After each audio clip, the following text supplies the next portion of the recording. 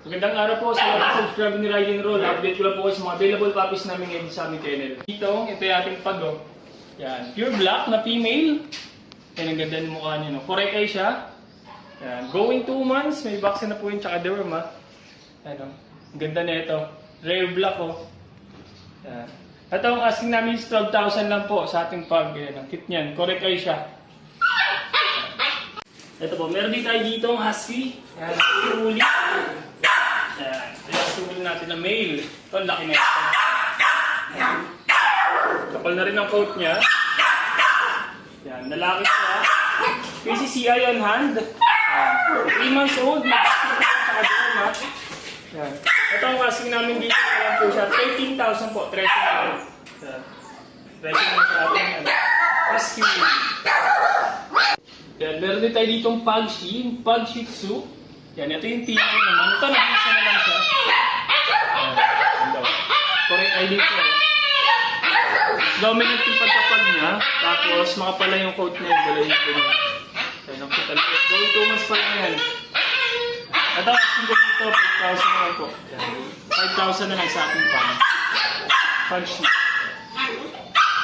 Yan, ito naman yung ating mga corgi. Yan. Going 4 months na sila. Lalaki. Dalawang lalaki na available natin. Naka-ducting na sila. Ito natin ito isa. Ito, madali ng dito. Pembroke. PCCI on process po. Yung PCCI nila. Yan, ito na ito. Ito, ang asking po namin dito is 30,000 po. 30,000 sa ating corgi na Pembroke. Tapos next natin, meron tayo dito. Isang Pembroke pa natin. Male din. Kaya mag-dot. Ito naman, on-hand Pembroke na.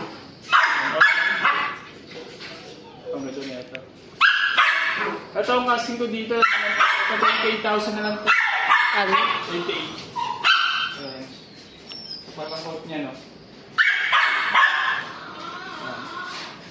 Meron tayo dito ng corgi din. Ito naman ang paper siya.